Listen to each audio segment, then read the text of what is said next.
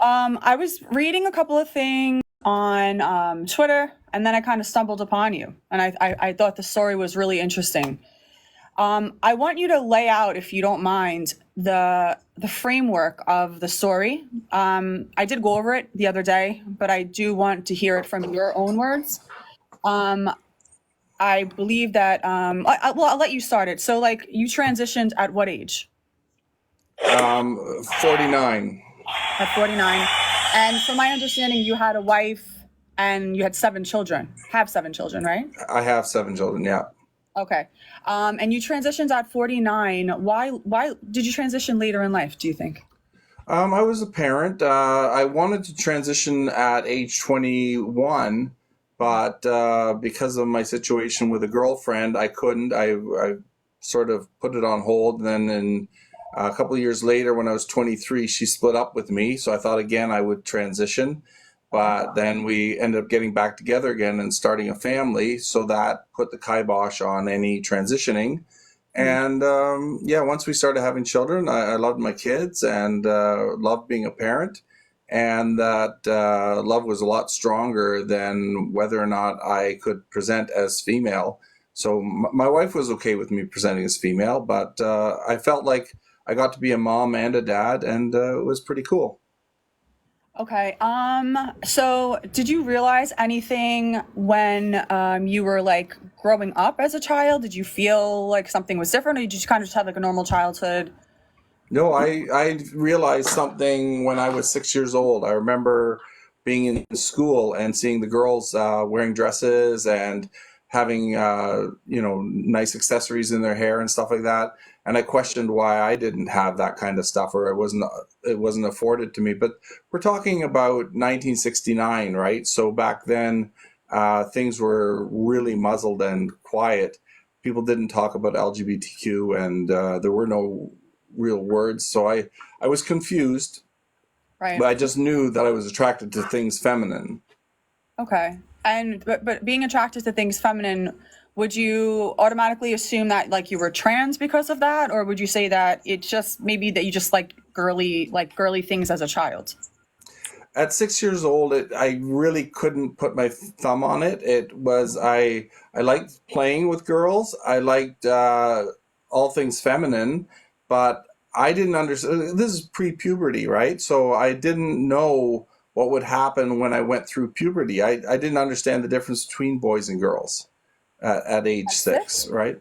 Really? I Yeah. see. I feel like people. I feel like kids at age like as early as age like 3 can like kind of identify the difference between like men and women and boys and girls. So you think at 6 you still didn't really understand or conceptualize the difference between both genders? I didn't understand the difference. I didn't understand the difference between gay and straight. I didn't know there was such a Oh, thing. okay. I was just a kid, and to me, dresses were pretty, and I loved the fact that I could um, wear a dress once in a while. You know what I mean? I knew it was wrong because my mother told me not to tell my dad, but it was something that intrigued me, and going forward, I was very naive. I did not know exactly what to expect once I got older. Like, was I a girl? Was I a boy? Was I attracted to girls? Was I attracted to boys? I didn't know, and I didn't have the language, so I was confused. Right. So who do you think that you are? What are you attracted to now? Let me just hang on one second. Nothing. Yeah. You're asexual. Asexual, yeah. But you are obviously attracted to women at some point, right? Women and men. I was bisexual prior to being asexual. Okay. Sorry about my phone. It should go off in a second. Okay. You were attracted to both men and women at some point. I guess as you got older, you realized that you were attracted to both, both genders. So now I want to go back into like your. Okay, so you got married, you had kids, you Yep. stayed living as a man, and you stayed living as a man for 49 years, right? Yep. Yep. Okay. And you did get surgery. Yes, I did. Would you care to share like what you got done, or if I'd not, I'd I'd rather not talk about that. That's private. sure. And then obviously you're on hormones, right? Yes. Okay.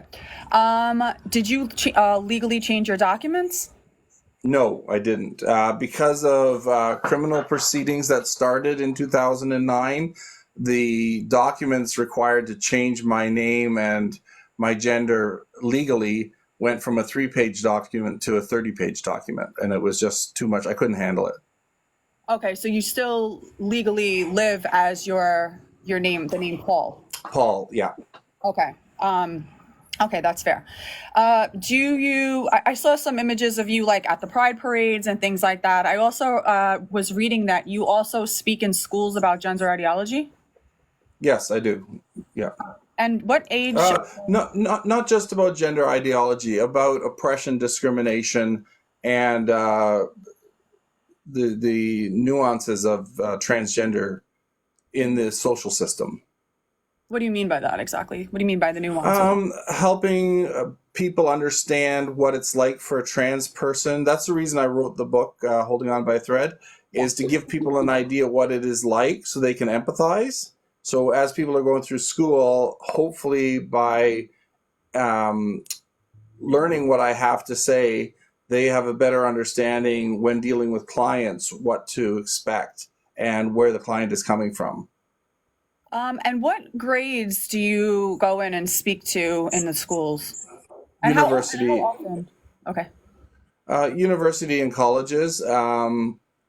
It depends. It's like right now it's hasn't geared up yet. It'll start coming. The talks will start coming. I would say 10 times a semester.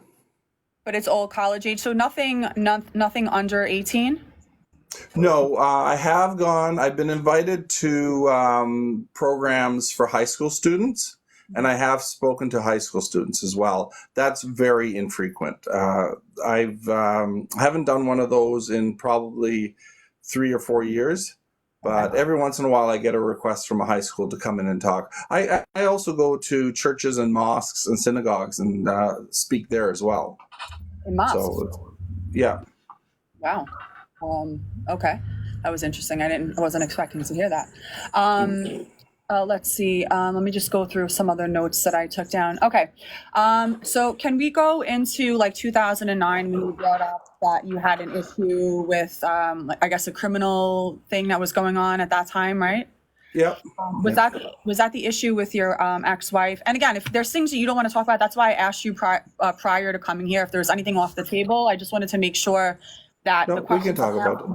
Okay. We can talk about it. Yeah. Okay. So what happened was, sorry?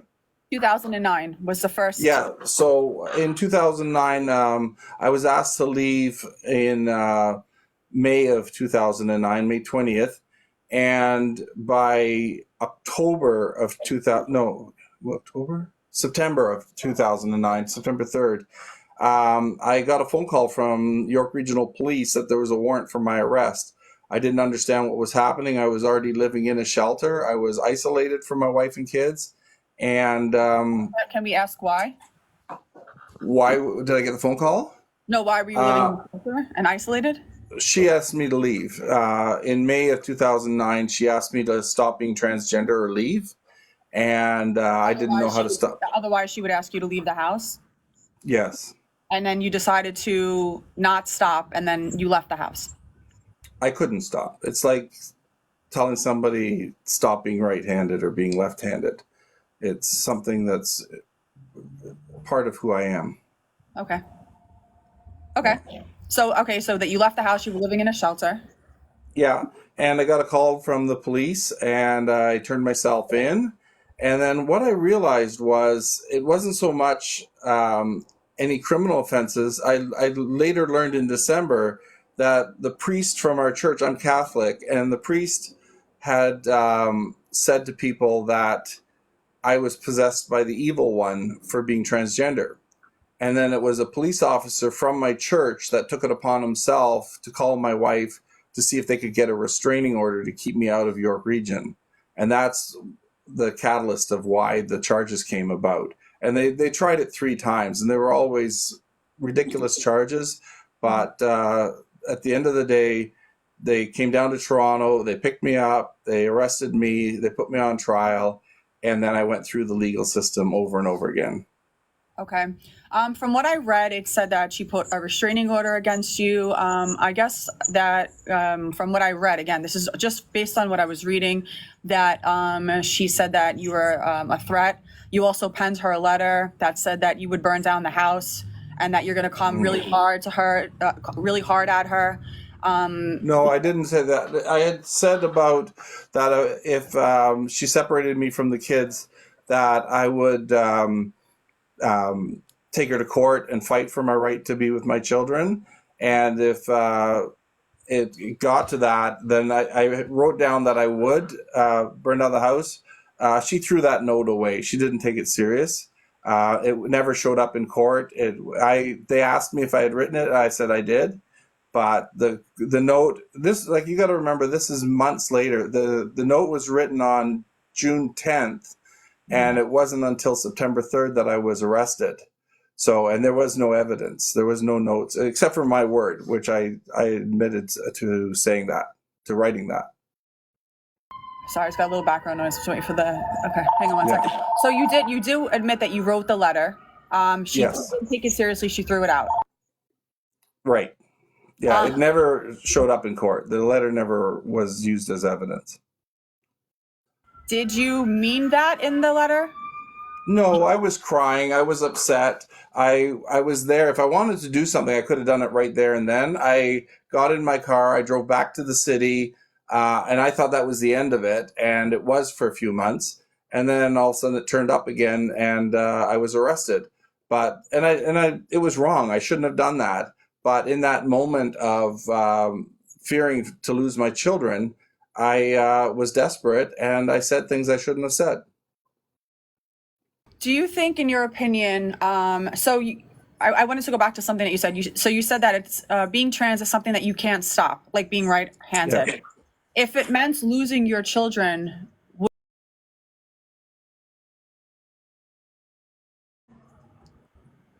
It would have been hard, but it would have been something that I would have tried to suppress to be an option. She wanted the transgender side of me gone.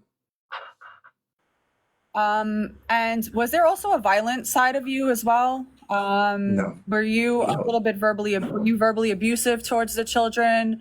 Were you verbally No. abusive towards your wife at all? No. You never threatened her or threatened the children?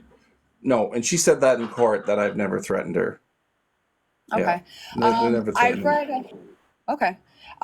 Let's see. I wanted to I want to start talking about your book. That was, Holding On by a Thread. And when I was reading this article, it said, I just wanted to read the really quick synopsis of what they wrote about your book. It says, Holding On by a Thread is a heartbreaking and eye-opening memoir that combines the tragic consequences of transitioning from male to female with the hopelessness of isolation and lost love. Set in the heart of a major city, the story revolves around the Wolscht family and their struggle with Paul's transgender issues as she becomes Stefonknee. Yeah, Stephanie. Yeah. Stephanie. Okay. Well, the spelling is actually funny, but That's cool. Yes. yeah. Really creative. So how was your wife? How did your wife deal with? Well, let me go to the book first. So you wrote the book. Why did you write the book? My sister had just passed away at 61, and I was 60 years old. And I felt that the story needed to be told of what happened and the consequences of transitioning. And it, at that point, had a happy ending. So the people had told me for 5 or 6 years, I need to write down everything that's happened to me. And I didn't feel right writing it unless there was a happy ending. And because I was reunited with my children again, I felt that it was time to go ahead and write the book. And I wanted to get it out in case I passed. My sister died at 61, and I felt in case something happens to me in the next year, I should rush and get it done and just put everything down on paper. Oh, thank you, Envy. That's interesting. Okay, so you wrote everything down on paper. Did you, when you wrote the book, did you speak to your wife about anything that she was feeling in terms of like the transition for her transition? Because when you transition, your wife has to deal with that process. So she kind of has a transitioning process as well.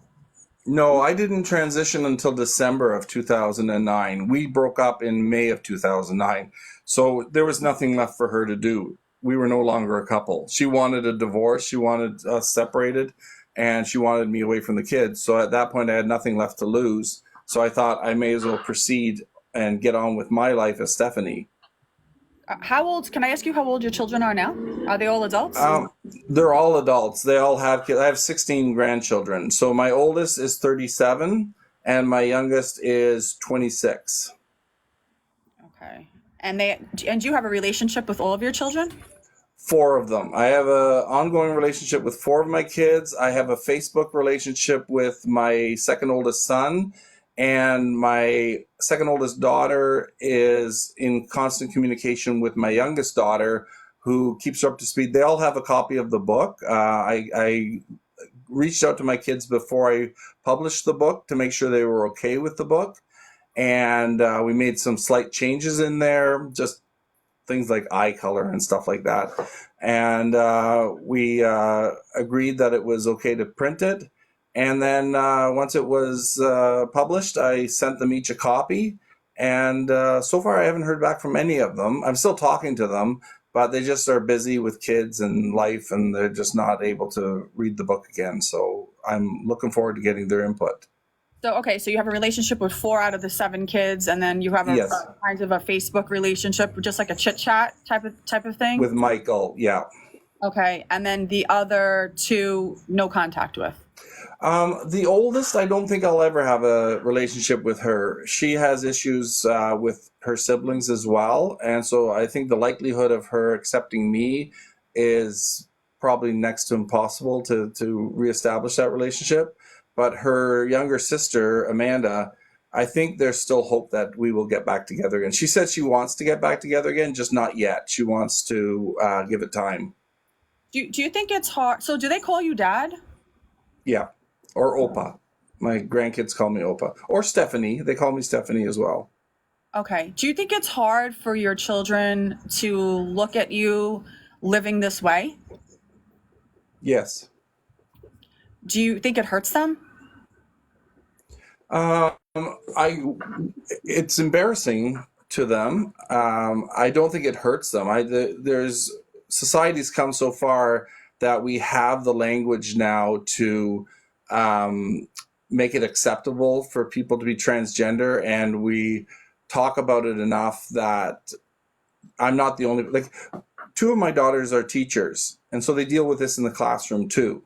So they can relate to what I'm going through because they see it even in their classroom.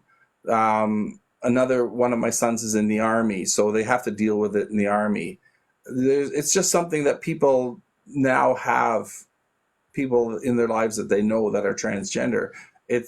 I would not say it hurts them.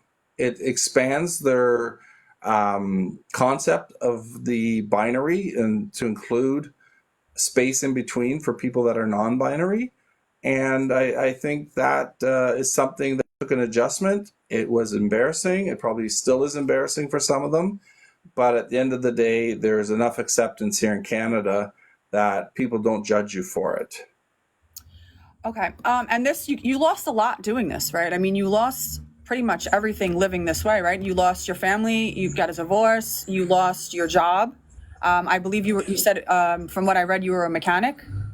Yeah, I was a mechanic, and I literally lost everything, every relative, every friend, everything. Like, there was nothing left. I had hit bottom. I had no more money left. I had no more assets. You were homeless. What's that? You were homeless also. I was homeless. I was incarcerated. I was hospitalized for depression and anxiety and suicidal thoughts. I ended up with PTSD over it. So I literally lost everything, physically everything, and mentally everything. I just want to put a disclaimer really quick. This live is just an interview to educate people on transgender individuals. I don't condone any self-harm or any people taking their own life. I just wanted to say that so we don't have any misconception that I do support that. I do not support that. This live is a trans-friendly space, so I just wanted to make that clear. Okay.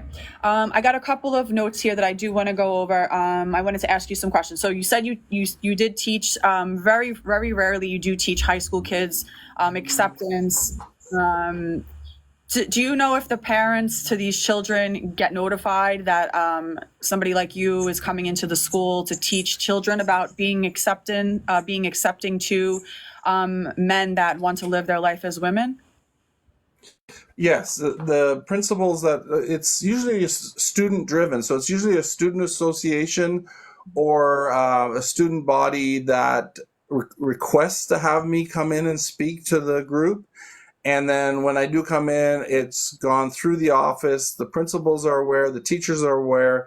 One of the events is called Make Peel Proud. So it's a specifically LGBT 2-day event that is held annually, and everyone there knows what it's about. And then other schools where I've gone, the parents have been informed by it's not in a classroom setting, it's in an auditorium setting. So students are invited to come if they want. They're not exposed to it if they don't want to expose. So parents could say, you're not going to that, and then they would just miss it. It's not in their classroom. Okay. I got that. That makes sense. I wanted to ask you a couple of questions also. Do you, so you didn't legally change your documents, so you're still legally, by Canadian law, you're still looked at as male, right? Yep. Yep. Do you use women's spaces? Do you use women's, like shower, like, gyms and showering and changing rooms and restrooms and things like that? Yeah. Yep. I was living in a women's shelter, in multiple women's shelters. Where you were? Yeah, they were in Canada. That's legal. Like even in jail, they asked me what space that would be more appropriate for me, and they accommodate. We have transgender rights here in Canada. Right. Do you, well, from what I read, you're a big guy, right? You're 6'4", 270 pounds. Am I correct? 6'2", 260. Yeah. Okay. So you're 6'2", 260. So you're a pretty big guy. Yeah. So, you think that it would intimidate women, especially in women that are in prison, to have a man, in the prison with them? I'm a teddy bear. I'm big, but I'm not vicious. I'm calm. Do you think though it could make women feel uncomfortable? I think being in prison, being in jail is uncomfortable on its own. I agree with you. It's not meant to be. I definitely agree that it's an uncomfortable situation for women, but do you think it makes it a little bit more uncomfortable that they allowed you to choose where you wanted to go? They asked me how I identify, and then because of my answer, they decided where I go. Because you said you identify as a woman. I identify as a woman, yes. Not as female, but as a woman. Can you elaborate on what that means for you to identify as a woman? Like what does that entail as far as your identity as a whole? Well, just the definition of a woman. Like, I believe that when I see the world out of my eyes, I go through the world as a feminine being. And I don't know how to, like, it's all things. I'm more feminine than most of the women. Like, even in the shelter, women started wearing pink because of me. I love wearing pink. And people would, get a pink shirt or a pink dress and something, and they'd say, this is your fault. They weren't as feminine prior to meeting me as after meeting me. We got along. It wasn't hostile. It wasn't threatening. It was funny. Like, we did a lot of fun stuff, and we made the best of a bad situation. And nobody saw me as intruding on their space. I shouldn't say nobody. I had one friend. They weren't my friend yet. There was an outburst once at dinner in the shelter where somebody had said, you're not a woman, you shouldn't be here. And they went off very, very loud and very angry. They got suspended for 3 days because of it. But when they came back, we actually became best friends. So I think once Royanne realized that um, I'm no different than her. I'm homeless. I need a place to live, and it's not about being transgender or not. The law states that we as Canadians accommodate people that are gender diverse. Okay, so a couple things I wanted to touch on. So I think that's a lot of the issues that we have, because I speak to a lot of men on here that are trans, and vice versa, women that are trans. And I think that they base their identity on like sexist stereotypes. So, for example, when you say like, I'm a feminine, I'm a feminine individual. Like, I do believe, obviously, that there are a lot of feminine men, right? Like feminine presenting men, Yep. and I Yep. feel like that's okay to be that. I think a lot of men think that the color pink and their nails and jewelry and dresses makes women women, and that's not what makes women women. You know what I mean? No. No, I think I understand what you're saying, but I think you have to look at it a different way. Is it fair for me to say women and girls wear dresses? No, I would just say I think it would be fair to say that women and girls are just female. Okay, they're female. You're right. I agree with that. But would you say, see, I'm older. I'm 61, and I grew up in a time when if I put a dress on, people would say women and girls wear dresses. Boys don't wear dresses. Well, It's typically they don't, right? Like right. typically you don't see boys and men in dresses. Sometimes you do. Right. But because I'm attracted to wearing a dress and being feminine, people want a label. So the label that I found that best fit was transgender. When my mom when I was young, my mom wasn't allowed to wear pants. Mm.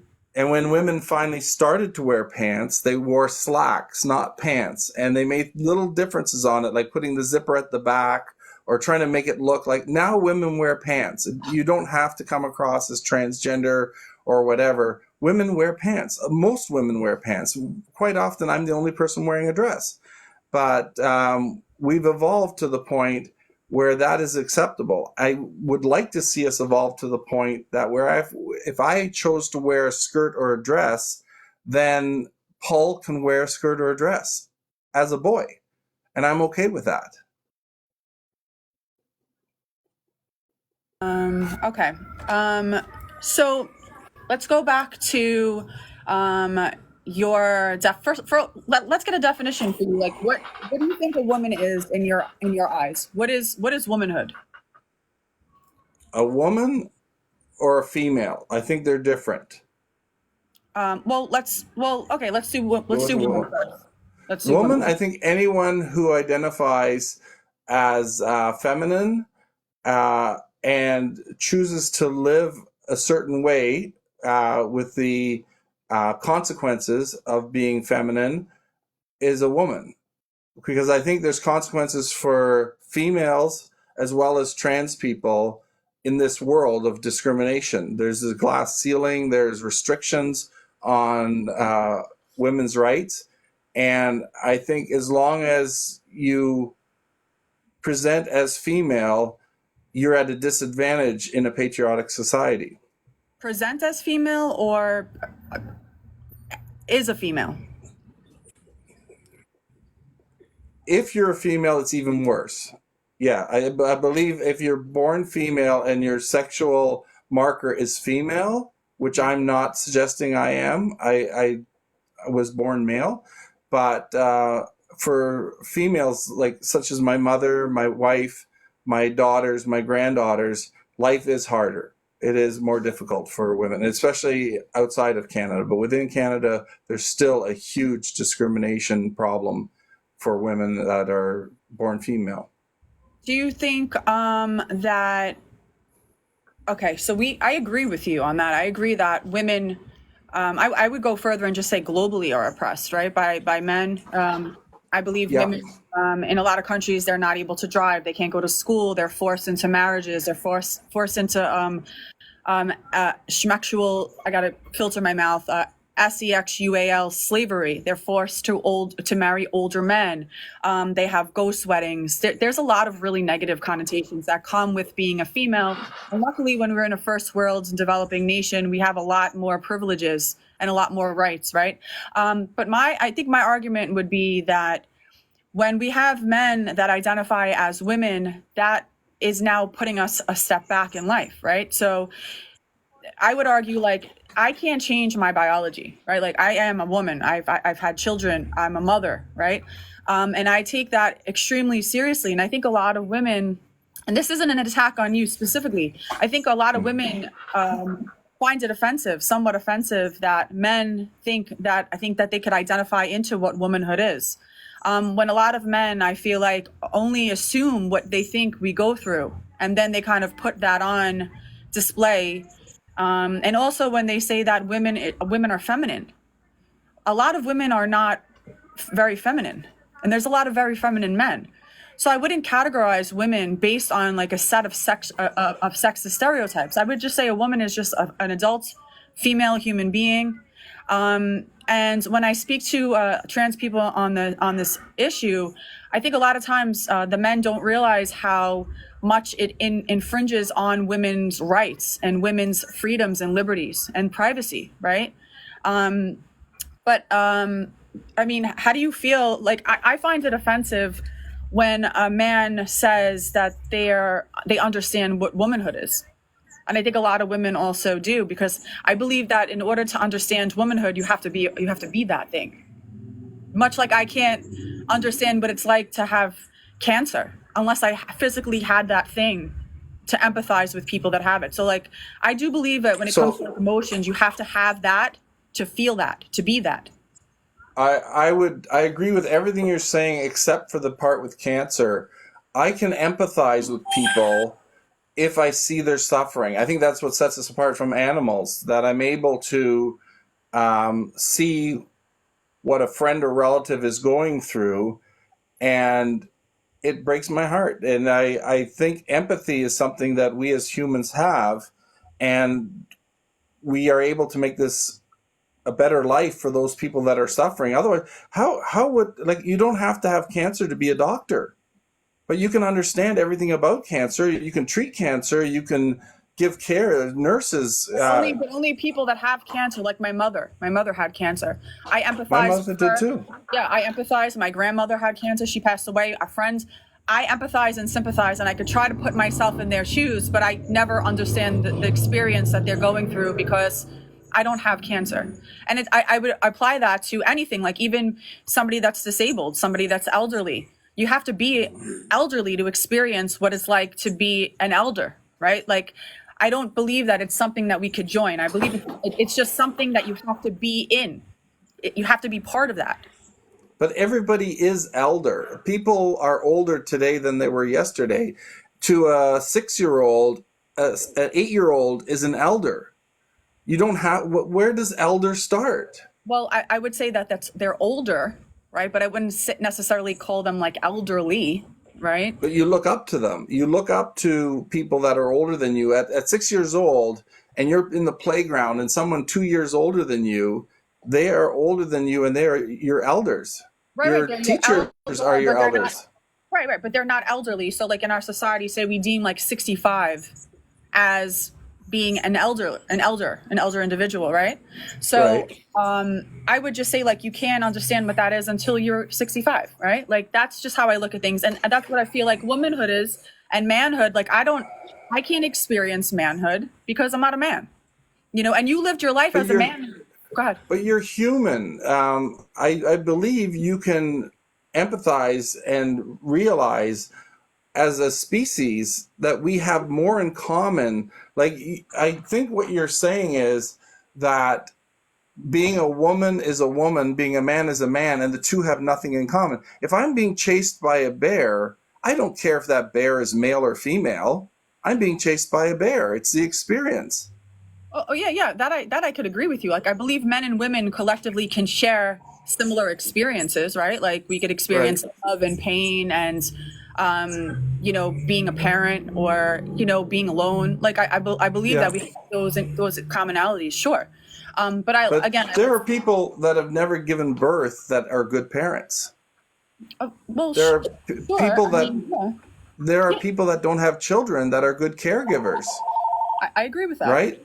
Right. So I think the same thing applies to us as a species with male and female, that you have a pretty good idea of what men are going through and what women go through. And the scales are skewed in favor of the men. There's privilege that comes with being born male. There's privilege that comes with being born white. And I think that's where we need to be sensitive and understand that we have those privileges.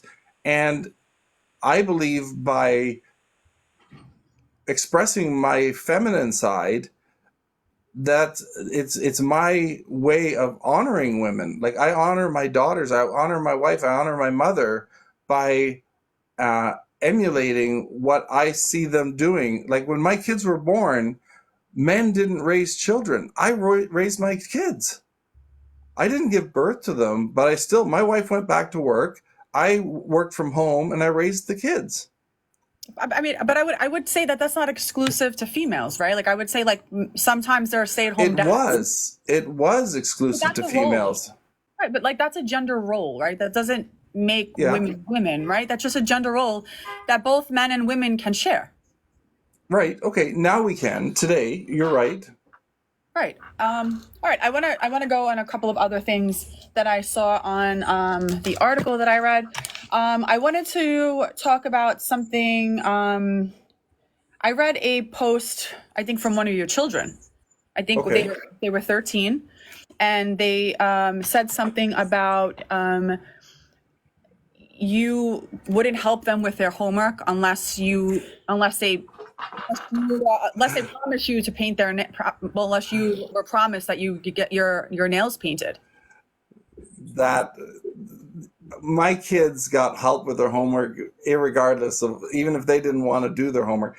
That people write stuff about me that's not true. If I joke around with my children, there was so many. You're a parent. You joke around with your kids. I don't think it was about painting nails. I remember one time I said to Nicole, will you braid my hair? And she said no. And I said, please, can you please braid my hair? I want you to braid my hair. And I was being a suck about it. But it had nothing to do with painting nails. That is just somebody putting something out there. And they might be saying they're my kid. I talked to my daughter about it, and she's never said it. She did not respond in that way at all. And I am in constant communication with Nicole. Okay, she would have been 13 at the time. Right. That's what I'm saying. So that never happened. Right. Okay. There was also another post about something for Father's Day. Were you aware of that one? Yes. That was when I was in the shelter system, and somebody had sent me, I got a message saying, Happy Father's Day, Dad. My kids never called me Dad. So somebody on the internet, they called me Daddy. Okay. So it was right away weird, and I responded with, who is this? And they wouldn't say who they were. And I just said, fuck off. It was Father's Day. It was triggering. I told them to fuck off. I knew it wasn't my kid. My kid would have said, it's me, da-da-da, and they would have responded. But that was, the clue was that they called me Dad, and that made me suspicious that someone was just messing with my head. Okay. The other part of that too, it said that something about you taking your own life because of that post. I did that a lot. Not because of that post. There were a lot of things that happened in those 12 years that triggered me to be suicidal. Watch that word. Just say like self-injured or something. Yeah, just self-injured. Okay. I don't promote anybody taking their own life. And this is just a live for an interview purposes only. Right. Okay. Sorry. That's okay. So you said you did that. You experienced that feeling a lot in life. From 2009 to 2022, I did. Yes. Okay. All right. And now I found a couple of photos of you that I kind of wanted to get into of you wearing diapers. Are you comfortable talking about that? Yep. Okay. Can you let us know how that started, and are you still doing it? What's going on with that? I don't do it anymore. I was introduced to age play by a friend, and she did it as a dare to have me put on a diaper. And I said, I don't care, I'll put on a diaper. And I did. And it ended up being like women's depends, right? Mhm. Um, I had a problem, and it actually helped with my problem, physical problem, and so I continued to do it for a while, and I've had surgery since, and it's not a problem anymore. But it meant not soiling underwear. Okay, so you actually wore that on a dare, and then you had a medical reason to actually wind up using it. I was bleeding. Yes, I had bleeding. That was so. I used sanitary napkins for a while, and then I used some pull-up diapers, the Depends, and then I went back to sanitary napkins, and now I don't use anything. Okay. And also, I read something about you being adopted by a family. No, that again is not true. I had a boyfriend and a girlfriend. We were in a polyamorous relationship. They used play therapy to help me deal with depression Mhm. and those thoughts. And it worked really well. And I was introduced to it prior to meeting them, but I was not adopted. I have parents that are both passed away, and I do not have adoptive parents. Well, when we say adoptive, we don't mean that they like physically signed papers to adopt you. We kind of mean it in like a social sense where like they played the role of your mom and dad, right? While you were identifying as a 6-year-old girl. I would identify as a 6-year-old girl when I was in crisis, not all the time. So when I was in crisis, they would trigger that saying, why don't you color today? Why don't you do a puzzle today? Play with your dolls, and just don't take on any responsibility because you're in crisis. And yes, at that point, I would call them mommy and daddy. And there was no adoption or anything. It just, they were boyfriend and girlfriend, and they were my boyfriend and girlfriend. And we had a relationship where they would help me through hard times. They would take me to the hospital if I needed to go to the hospital. They would do anything to keep me safe. I understand. Okay. Was there any type of like sexual relationship between you guys when you were doing that age No, regressive state? I'm still in a relationship with Adrian, and we're both asexual. There's no sex. There never was as a child. Like when I was in I was fragile. Like the last thing anyone wanted to do was to introduce sex when I was dealing with issues that were putting me into crisis. Something would happen that would trigger me. They would help me back away from the threat of harm. Got it. I just wanted to read something that I'm seeing. It says, this is a quote from you, quote, I have a mommy and a daddy, an adopted mommy and daddy who are totally comfortable with me being a little girl, and their children and grandchildren are totally supportive. And it said you used to identify as an 8-year-old, but you were asked by one of your siblings to be a 6-year-old so you could be the youngest child in the house. Is that true?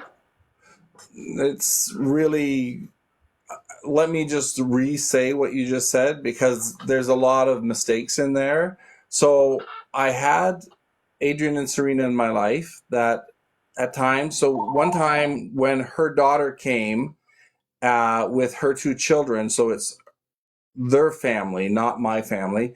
I was doing a puzzle, and I was in that space of being a little. And the two younger girls, one was 9 and one was 7, came into the house. I'd never met them before.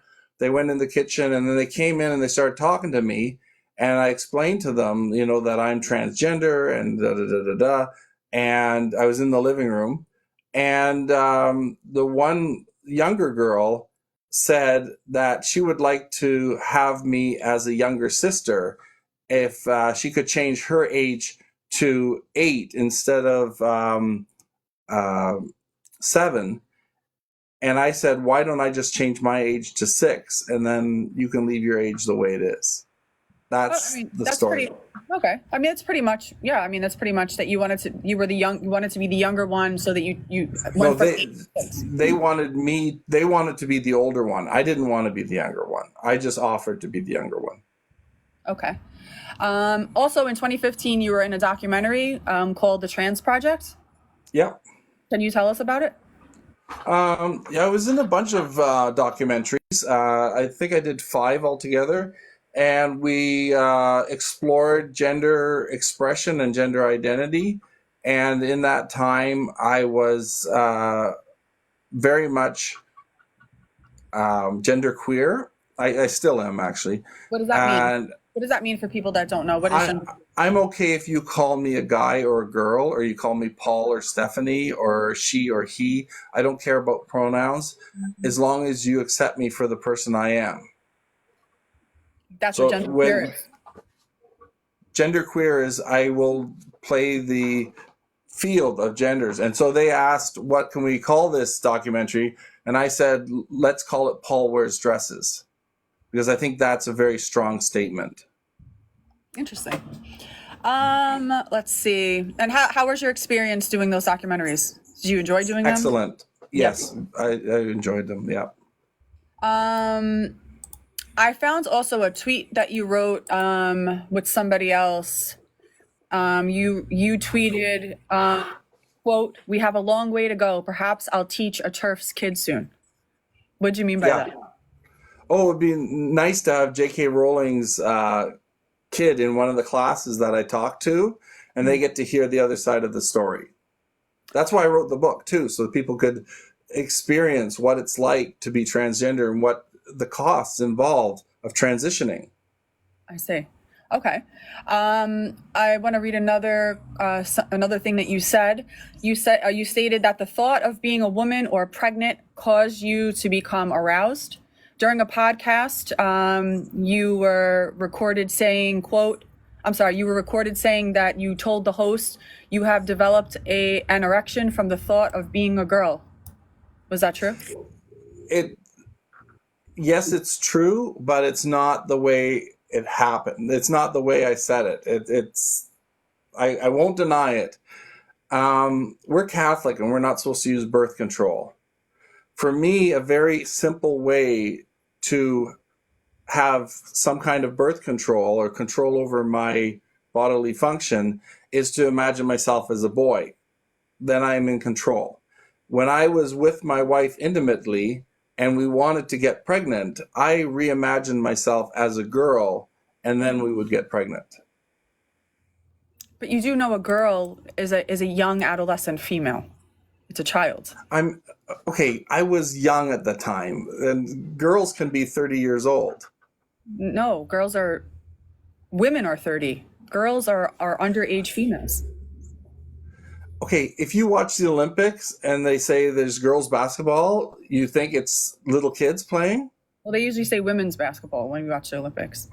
And Okay. I think that's why the language is important, right? Because I think when people hear the word girl, we automatically think of like a young adolescent female, right? So when we hear men referring to themselves as girls, I had a gentleman up on the panel yesterday who told me that his penis was a girl wand. And I think people find that sometimes like a little disturbing. So I think I didn't say that. No, I'm not saying I wouldn't say that. Yeah, like I know that you didn't say that. That's why I said this Yeah. other gentleman that came up. Yeah. But I just want to be clear. You said that you get an erection from the thought of being a girl. As in, like being, you could say woman. We're talking semantics now. I was not imagining myself to be 6 years old to get an erection. Okay. I'm not imagining myself to be 15 years old. I'm just imagining myself to be feminine with my wife. Okay. Let's see. Also, you're part of a community called FetLife. Yeah. Are you still part of that? Yep. Okay.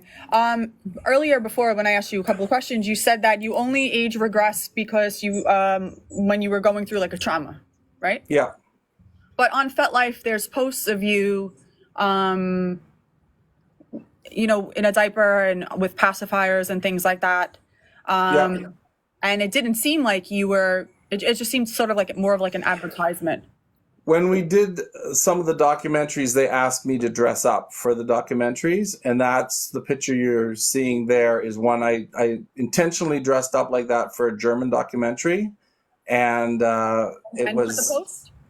what's that? And had the post on FetLife as well. Yes, yeah, I put the picture on FetLife. Okay. I wanted to read a couple of things also that I found. Wolscht is a member of a 200-person online community on FetLife. Among them are multiple groups for so-called adult baby diaper lovers. Others are dedicated to age regression, BDSM, cross-dressing, sissification, lactation fetishism, and castration pornography. Is that true? Yes. Okay. And I have a quote from you, quote, "I went through a rough time for a while, but now I have a loving daddy who keeps me safe as a femme little girl 24/7. I am where I belong, a girl who becomes a little girl when I need to be." Read Wolch Fetish account profile. Is Right. that true? Yes. When I need to be. Yeah. Right. So, but in general, it says that you are a femme little girl 24/7. There are times when I am 24/7 a little girl. They can go on for a week. Okay. And you're saying that has nothing to do with sexual anything. It just has to do with you age regressing. Yes. It's What it's about a littles group. I don't know anyone in that littles community that does it as a sexual turn on. I've never met someone that does it as a sexual turn on. So again, from a couple of posts that I was reading, it did say that you engage in S conduct while you were dressed and envisioned yourself as a young girl.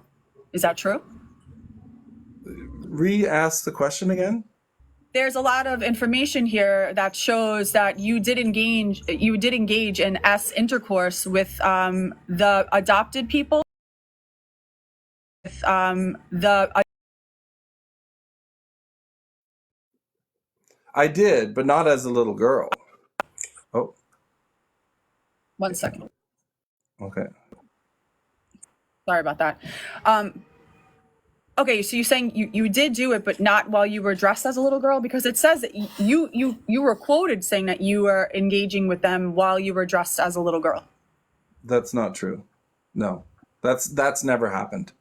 Okay, so never were dressed as a young girl while engaging in any type of S activities with anybody. With anybody. Yes. Never. I haven't had that many sexual partners to begin with. For a 61-year-old, I've had less than a handful. So, Okay. and prior to my wife, I'd never, like my wife and I were each other's first, and we were married for 23 years and I never cheated on her. So I was now 46 years old and I had one intimate relationship in my life with one person. And then after that, I had a mommy, which we had no sexual relationship at all. It was just about her worried about my mental health. And then after that, I had a girlfriend who, see there again, girl, right? Instead of woman friend. I had a girlfriend who was in her 30s and she was attracted to me because I was feminine. And we had a 3-month relationship. And then from that relationship, I went on to having a relationship with Adrian. That's my history of sex. Okay. And when you say things like mommy and girl, little girl, that's obviously like a kink, right? Like there's some sort of kinky thing to it, whether you're engaging in an S relationship. Of course it is. Everything can be a fetish. Right. Right? It's a fetish. And you do admit that you did get aroused at the thought of yourself being a young girl. Not being a girl. I would be, when I was having intercourse with my wife, I would imagine that we were in a lesbian relationship and then we would get pregnant. Give me one sec.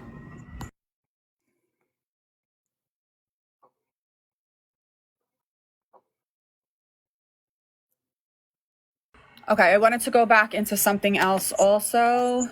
Okay, so I wanted to also touch on the pregnant part too, because you said you would experience arousal at the thought of you being pregnant. No, what I've had, my exact words were, I would love to be the first male that could carry a baby. I would love to get pregnant. If there was an operation I could have to become pregnant, I would love to give birth. Okay.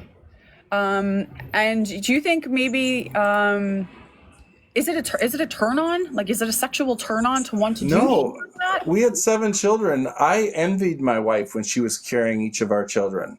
Okay. It's not a sexual turn on. It's the beauty of giving birth. I think it's godlike. I think women are like a god, that the fact that they can create life. I would love to create life. But you did. I did, but I never went through the actual 9 months of carrying that baby and feeling that life inside of me. Right. I mean, you do have 7 children. You did father children. Yeah. I mean, so you did put half the life in that kid, you know? Yeah, for sure. But Yeah. I wish I would have done it as a woman. Right. I gotcha. Let me see. Um, okay. Is what you're doing age regression, or would you consider it like trans age? Because No, just age regression. I'm transgender, yes, but the age regression is separate from my trans. okay. I think I would have done age regression even if I was not transgender. But you do admit that it's part of your sexuality, right? Like it's part of it because you do get aroused and you do picture yourself as a female. So it's not just to regress in times of like trauma, right? As a female, I live as a female 0% of the time. Okay. I live as a woman 100% of the time. Okay. But just to restate the question, like it is still a part of your sexuality, right? Like it's still something that you look at yourself. Of course. Right. Yes. But that's what I'm saying. So it can't just be an age regressive thing if you're doing it also, and it makes you have an arousal. Because people typically that do age regression, they don't get aroused from it, from my understanding at least. You're asking two different questions and giving the same response. I'm telling you that when I do age regression, it's simply to play games like puzzles, coloring, playing with my dolls. It's not about getting an erection and having an orgasm. Okay, because I'm only going by what you wrote, which was that you do get aroused at the thought of you being a girl and at the thought of you being pregnant. And I explained to you that when I said girl, I meant what you would say now as woman, Okay. not as being a young girl. And I would have said a child if I meant a child. Okay. And then for the pregnancy part, you said that you get aroused thinking of yourself as pregnant. That was a quote that No, they I took never from- said that. I never got aroused thinking. I imagined myself as pregnant. I wished I could have been pregnant. The thought crossed my mind, and I had hoped and prayed that one day technology would get to the point where I could be pregnant, but I never was. And it wasn't about an arousal. Okay. It was just the to experience having life inside of my body.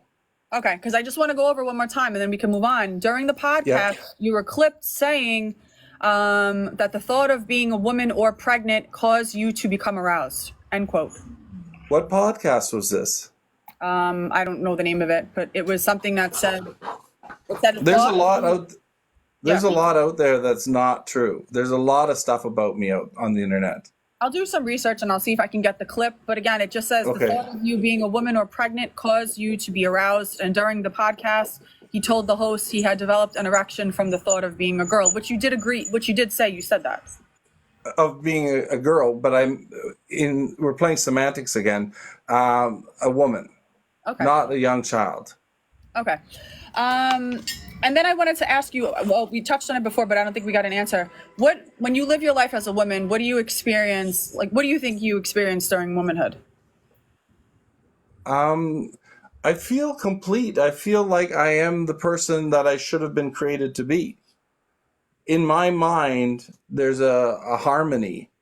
The best way I can describe it is if you put your shoes on the wrong feet, you would know there's something wrong, right? You'd walk around with the right shoe on the left foot and the left shoe on the right foot. The moment you got a chance to switch the shoes, you would do it because it feels right. That's the way it is for trans people. It feels right to be expressing myself and identifying as someone that's feminine. And like when you navigate through society, like when you leave your house and you do your makeup and you do your nails and you get your jewelry on and you have your dress on, when you leave your house, what physically do you go through that kind of reaffirms and says like, I know that I'm a woman? I don't even need to paint my nails or put on makeup. When I brush my hair, I feel like I'm a woman. When I get dressed and I go out and someone pays me a compliment, I feel like I'm a woman. When I'm overweight, I feel like I'm a woman. The fact that I don't fit into the, size 2 dress, I can empathize with women that have a weight issue because I don't get to wear the clothes. I go to the store to buy clothes and I can't buy stuff off the hanger because it doesn't fit me. So I feel like a woman. Okay. I feel like I'm experiencing some of the difficulties that women have nowadays, that things are made a certain size and you have to conform to that size, and I'm not that size. But can't men feel like that? Like my husband feels like that sometimes. My husband's 6'1". In fact, my husband's your size. My husband's 6'1", about 260 pounds, and he'll go out and he'll buy a shirt and he'll be like, "Damn, I'm too big for this," and then he'll just buy a size up. But men's shoes and shorts and shirts and suits fit. They are the gamut of sizes. There's not a whole bunch of them in size 2 and nothing in size XL. I would disagree with that. I would definitely disagree with that. I think there's a lot of sizes, but I find it interesting that being an overweight man, you can empathize with overweight women. I would just say because you say you're overweight, right? Yep. Okay. But I don't say I'm a man. I don't say I'm a man. Like you say that you say you're an overweight woman. Overweight woman. When I go shopping for clothes, I don't shop in the men's section. I shop in the women's section, and it's almost impossible to find anything my size. And when a store does open up that has my size, they seem to be in business for a year or two, and then they go out of business. Whether I'm buying a bra or whether I'm buying a dress or a skirt or a blouse, it seems like it's really hard to find my size. And when I do find my size, I compromise and buy it just because it fits me. Okay. All right. So I'm gonna just lay it out. I think that you have a really, really deep-rooted fetish for what women are, and I think your fetish is so deep-rooted within yourself that you're willing to give up, and you've given up your children, your wife, your home, your job, your family, your friends. You've given up every single thing around you to have this fetish that you want to outwardly live, and you're doing it. You're living this life as a woman. You're telling me that you empathize with overweight women. You empathize with women because you get a compliment. You empathize with women because when you brush your hair, like I want to be clear, and I mean this disrespectfully. That's not what we are. And I find it really offensive. I find it extremely offensive when a man, especially an older man that fathered children, comes and tells women that we are not a figment of a man's imagination. We are not a figment. When I brush my hair, I don't feel anything. I brush my hair. When I leave my house, I am on the lookout for men because we know, and you wouldn't know this, and I want you to listen to me, and it's really important because I have 2 daughters. Okay, and I've raised my children this way specifically, and this is something that men will never understand. When women walk out of our house and girls, okay, when we walk out and we go into society, we are very well aware of the men that we come into contact with, whether we're going for a run and we have to look over our shoulder, whether we're walking to our car in a parking lot, whether we're in an elevator with a man, Whether there's a group of men and we have to figure out if it's worth taking that walk down that road, or if we should just take the longer way home because we know we're not going to have a problem. Whether if we get a flight and our connecting flight might cause us a problem, whether we have to turn our location on to our husbands or family members, when we have to make phone calls when we arrive places, while we go places in pairs, while we take our friends to the restroom to escape situations, to feed our children, to birth our children, to miscarry our children, to change our children, to clean up a menstruation issue, to have a cry, to get away from men that are chasing us, to get away from men that are sexually harassing us. You guys will never understand what women are in society. And by you sitting up here telling me that you don't need to paint your nails and you don't even need to put makeup on, it's insulting. It's disgraceful, it's insulting, it's harmful. And the fact that you sit up here and you made a claim like, well, they asked me what my gender identity is. I'm appalled. I'm appalled. Mm-hmm. And one final thing. You are not some white knight hero for women. In fact, we don't claim you. We don't claim you as a woman. You're never going to be one, ever. We will never look at you as a woman. And I want to finish because you had a whole big long. Okay. You were in documentaries. I wasn't in a documentary for being a woman. Right. I wasn't getting called brave. I wasn't in a documentary for miscarrying 4 times. I wasn't in a documentary for getting an IUD implanted. Nobody asked me to be in a documentary about what women are. How come you got to do that? Because you have a privilege. You're in a documentary right now. You I'm not have in a documentary. I'm hosting power. a live. I know, I'm hosting a live. Yeah, and you have an audience. You have an audience. That's so okay. Paul wears dresses. What's wrong with Paul wearing dresses? Well, because how does that offend you? Because Paul is suffering from a sexual fetish that is now being glorified in Canada. Yes. It's not being glorified. It's being glorified in the States. And let me tell you something else. Let me tell you one other thing, Paul. Yeah. When you walk into a women's bathroom and a woman sees you in there, there's going to be 3 things that's going to happen in that bathroom. 3 things. A, the woman is going to go, oh, hey, how are you? Good to see you. Out of fear.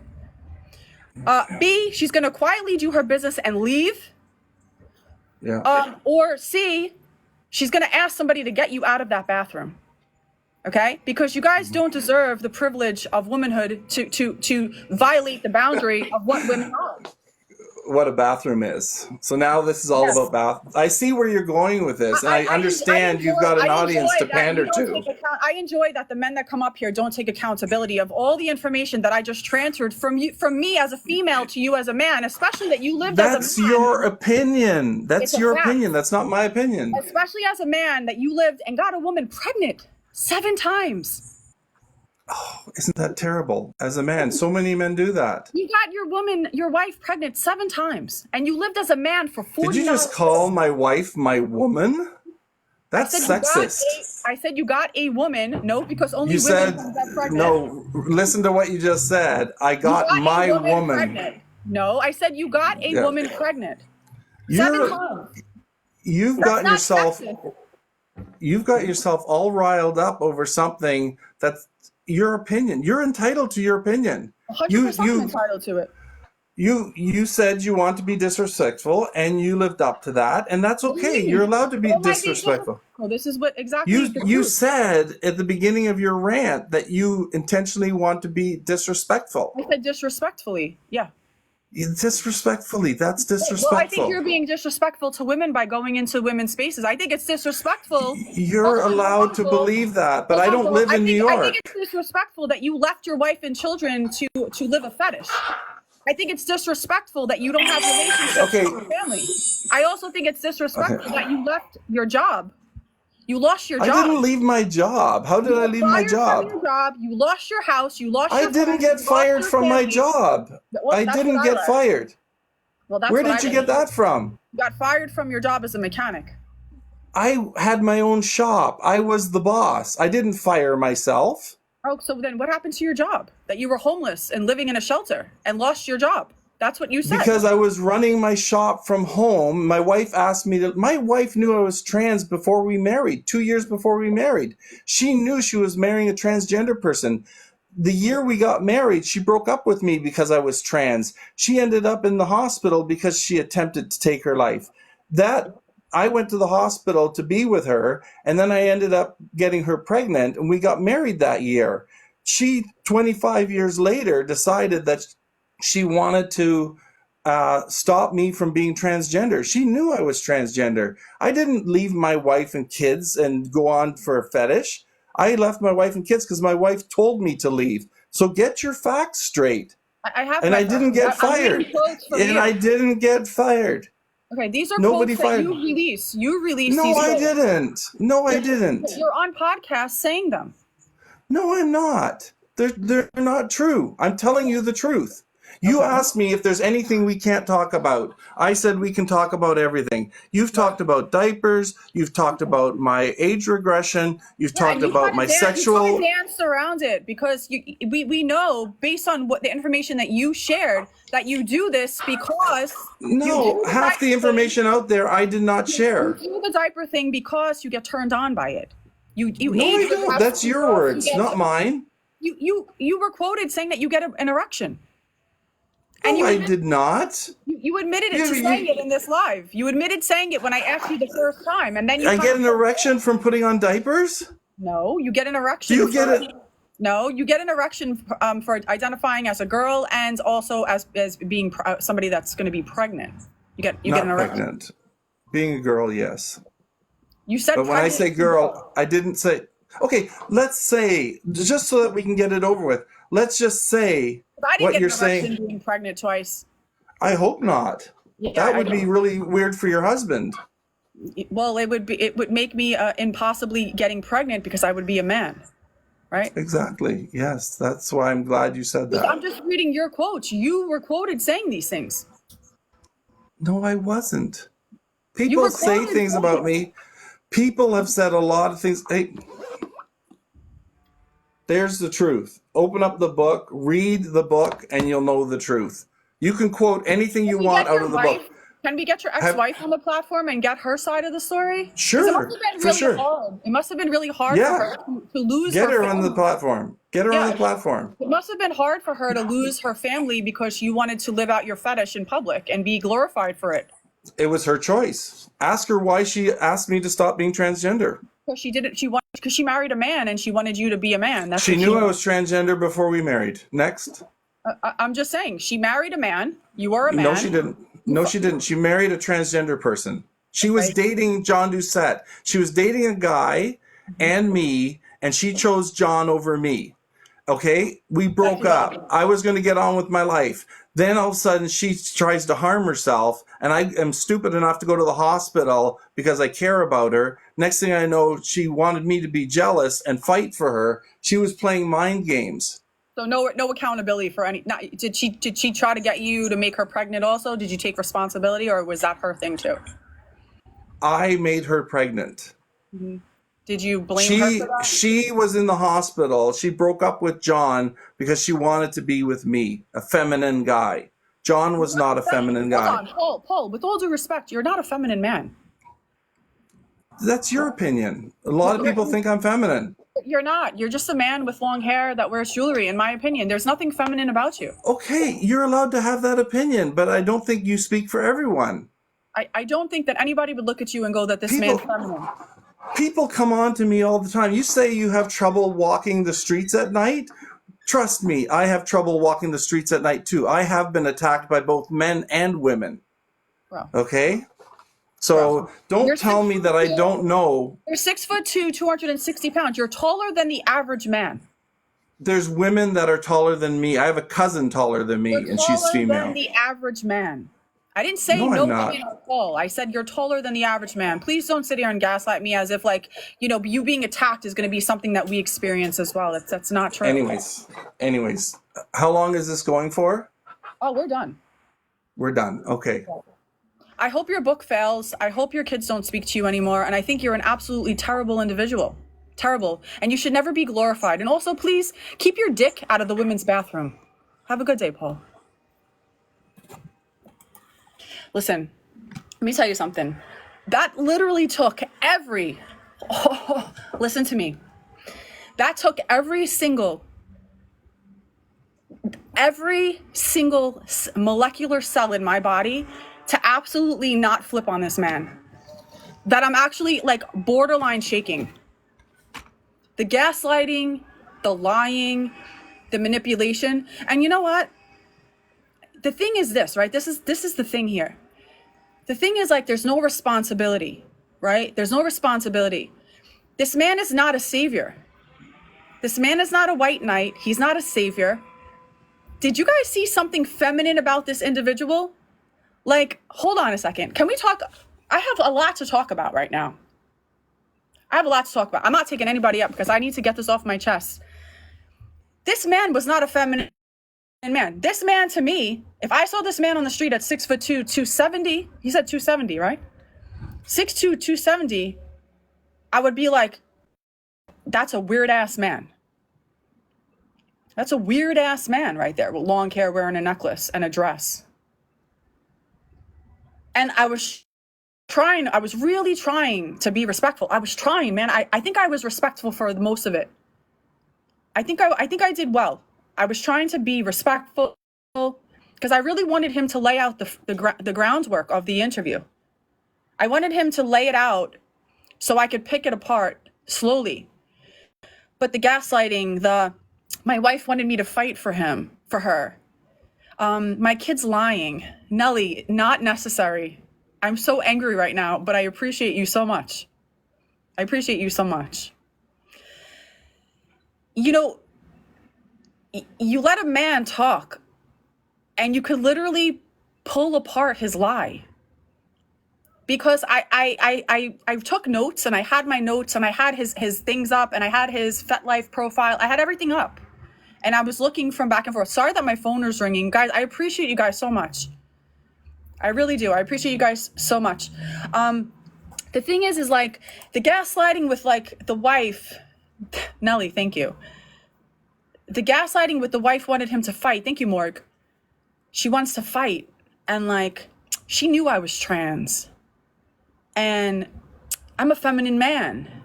And they asked me which shelter I belong in. And they asked me which prison to go to. But I don't want to discuss my surgery with you. Because he definitely has a DOC. Definitely has that. Definitely has a D. That's why he didn't want to discuss it. Just to clarify a few things that I know that he's lying. Number one, he was clipped on a podcast saying that he gets schmexually aroused by the thought of him being a girl and by the thought of him being pregnant. Don't let him lie to you. Don't let him lie to you. Lie number two, he age regresses when he suffers from trauma. Lie, because he's on FetLife age regressing for fun. Lie number three, he's never engaged in any type of S relationships while dressed as a little. Lie. He was quoted saying that he gets aroused and he has a mommy and daddy that take care of him. The whole thing is a lie. And the fact that this weird, pervy man goes to high schools and talks to children, teenagers, about acceptance and gender ideology and trans people and the struggle. He didn't once talk about how his wife struggled through this. She knew I was trans. It's her fault. What about his wife? What about the shame that his children must feel? That their father looks like that. That their father acts like that. What about that? What about his children that don't have a relationship with me because he chose to live his authentic self? If that was the other thing. She went to go on a live herself. I went to rescue her. Yeah, because you probably mentally tormented this poor woman. This poor woman was probably mentally tormented by you. Bro, I am so mad right now. I don't even know what to do with myself. I haven't been this mad in a long time. I'm going to be honest. But let me just tell you something. When we have conversations like this, You absolutely have to be aggressive with these men. So I'm going to take on his masculine role that he should have taken and took care of his family. But you have to be masculine with these men. You have to be aggressive with these men because they're like such gaslighting weirdos, right? Gaslighting. Anyway, guys, while you're here, this is not my main account. Move over. We're going to continue this conversation shortly on my main. It's just Viral Christie. Jess, I am mad about somebody I don't know. You are 100% correct. Go move to Viral Christie. No numbers at the end. Just Viral Christie, move over there. That's my main. Also, in my bio, there's a link tree. Click the link. Join my Discord server. It's free. Oh, also, hold on a second. I got a message earlier that I was actually freaking out. Hold on, let me find it. On his website, Stefonknee.com, there's a link called Come Play With Us. I'm going to continue this conversation. I'm going to move it over. Click the link in my bio, click the Discord server, accept the rules, you're in, it's free. We hunt pedos, we hunt predators, we hunt problematic people. It's a lot of information in the server. I hope that you guys would join if you're interested in this content, if you're interested in just like making sure that these kids are not subjected to people like this, exposing them. This is 100% going to be posted on YouTube. I believe Jason from Philadelphia is clipping this. I also save it. It's also saved in my replay section. Click the link in my bio. Click the Discord server. Accept the rules. Verify your age. You're in. Verify your age. You're in. If you can't get into the Fortress, which is the name of the server, copy the link, put it in your browser, go in there. Follow me on my main, Viral Christie. We're going to move over there shortly. I'm going to just have lunch and I'm going to come back and I'm going to decompress here. Wild interview. Also, really quick, I don't know what's going on in Australia lately, but another bill was shut down yesterday about reintroducing the word female into woman in law. I also have an interview, I think Monday. I'm going to try to get her on the panel Monday. A woman who was a lactation consultant that was a volunteer for 15 years, helping new moms breastfeed, was fired.